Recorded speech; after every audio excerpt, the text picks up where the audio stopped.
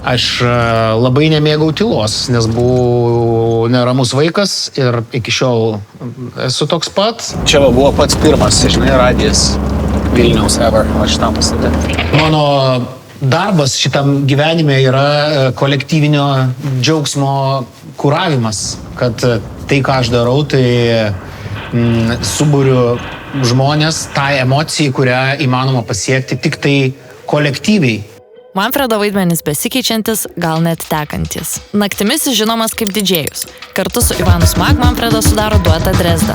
Šis pavadinimas neturi nieko bendra su Vokietijos miestu. Tiesa, dažną savaitgalį jie du klaidina skirtingų planetos miestų šokių aikšteles.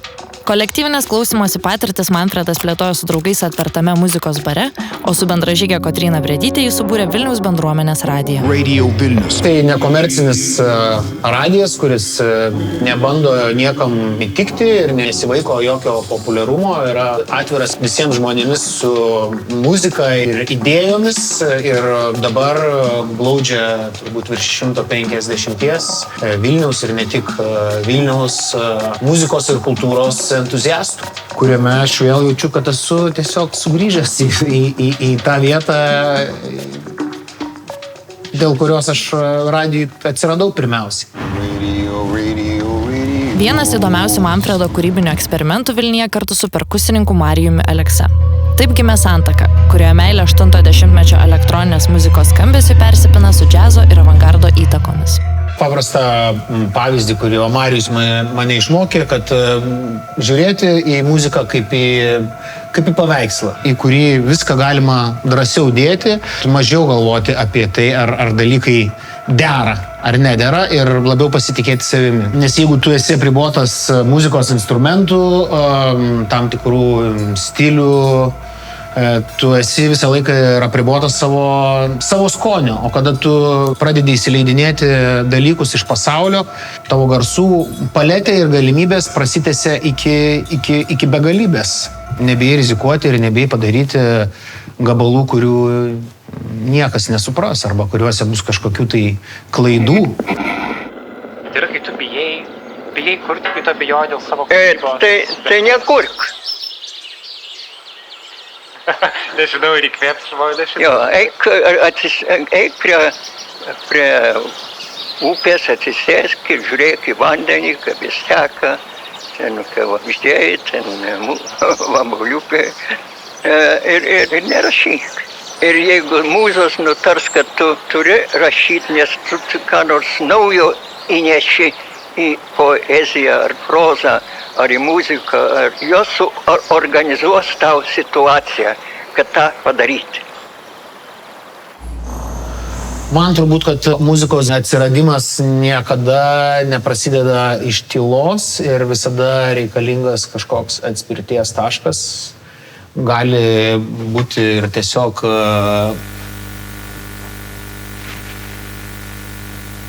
baltas triukšmas. Aš niekada gyvenime nesu perskaitęs nei vieno instrumento, kurių aš čia turiu nemažai manualo ir iš vienos pusės tai aišku yra blogai, nes aš neišnaudoju visų įmanomų to instrumento galimybių, iš kitos pusės tiesiog leidžiu garsus ir laukiu, kol kažkas tai įdomaus nutiks. Man atrodo, vis tiek viskas galiausiai remiasi į tavo patirtį ir į tavo jautrumą, sugebėti laike sugauti kažkokius tai įdomius momentus. 70-ojo dešimtmečio pradžia.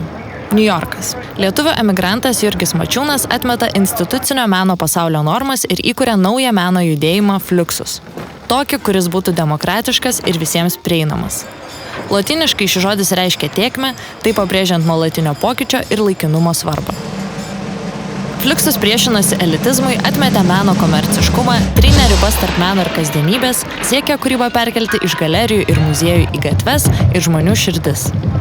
Happeningai, koncertai ir kiti takūs meno veiksmai dažnai buvo atliekami be jokių repeticijų, siekiant, kad auditorija taptų kūrinio dalimi. Fluxus kūrėjai dažnai meno kūriniais paversdavo įprastus objektus – drabužius, popierius, stalo įrankius ar net maistą. Greta to atsirado ir atlikimo instrukcijos arba įvykių partitūros. Savotiški receptai, kaip kasdienybę transformuoti į meną. Fluxus buvo svarbus ne galutinis produktas, o pats kūrybos procesas. Kupinas atsitiktinumo ir humoro, laisvas nuo ambicijų, tarsi būtų žaidimas. O kaip Fluxus muzika skambėtų šiandien? Įkvėpta šios minties, Manfredas pristato naują kūrinį. Jurgio Mačiūno Fluxus dėžėje būdavo daug visokiausių atsitiktinių daiktų, kurie galėtų turėti kažkokią tai kūrybinę intenciją, nebūtinai tai turėtų būti muzikalūs daiktai, tai gali būti daiktai, kurie skleidžia garsą, bet tai gali būti ir tiesiog idėjos. Aš manau, kad Fluxus kūryboje ne viskas būtinai turi egzistuoti tikrovėje, tai gali egzistuoti ir tiesiog tavo galvoje. Aišku, nesam Fluxus atlikėjai, bet gražiai galime pagerbti ir pasinaudoti šitais nuostabiais įrankiais. Kai aš kuriu muziką, man patinka žinoti, kad aš turiu visas pasaulio galimybės, bet lygiai taip pat patinka ir apsiriboti save, tarkime, tik 5 instrumentais ar tik tais 5 idėjomis. Aš šitą dalyką pritaikysiu ir šitai dėžiai, nors ji yra pilna daiktų, aš įsitrauksiu tik tais 5 daiktus ir nebejoju, kad atsitiks kažkas įdomaus. Originalioje Fluxus dėžėje visuomet būdavo vaikiškų žaislų ar vaikiškų muzikos instrumentų. Neklauskit, kodėl šitą daiktą aš turiu. Kuo nerimčiau, tuo geriau. Originaliai įsileidžia kažkokį.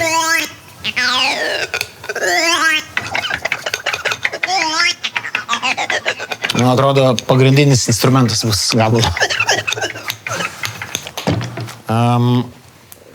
Ledo ritulys iš 2018 metų ledo ritulio čempionato Lietuvoje, kurio ledo ritulio gerbėjai niekada nepamirš. Bet mums dabar gal svarbiau ne tiek jo istorija ir jo energetinė įkrova, kiek jo svoris, su kuriuo mes galime užgauti sintezatoriaus natas ir pasigaminti mūsų gabalo bosinę liniją. All right. Dar viena medžiaga.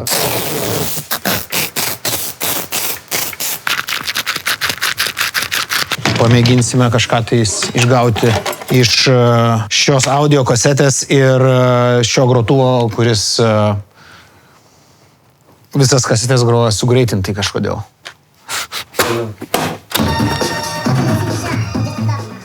Okay. Turbūt vienintelis tikras muzikos instrumentas, kuris yra toje dėžėje, tegul atleidžia man mano grupės Santaka partneris, bet aš neatsimenu, kaip jisai vadinasi.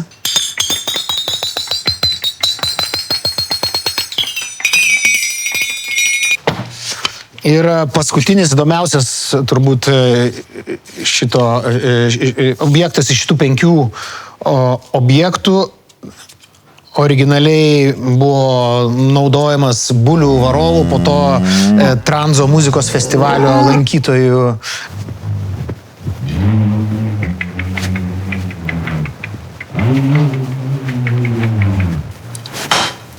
Gerai. Man atrodo, turėsim taip reikalingų žemų dažnių.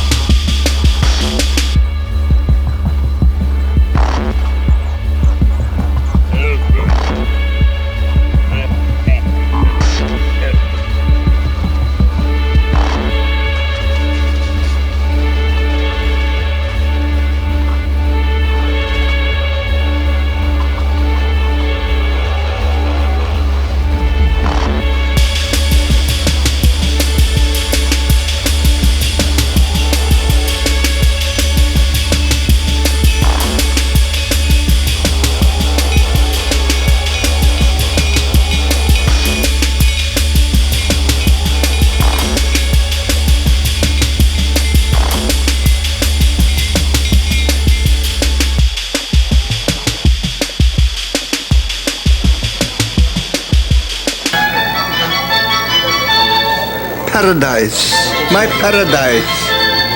Idea of paradise is like a Mars bar.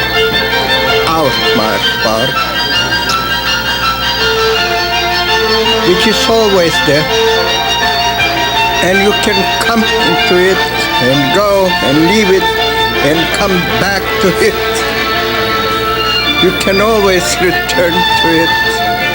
It's never really closed.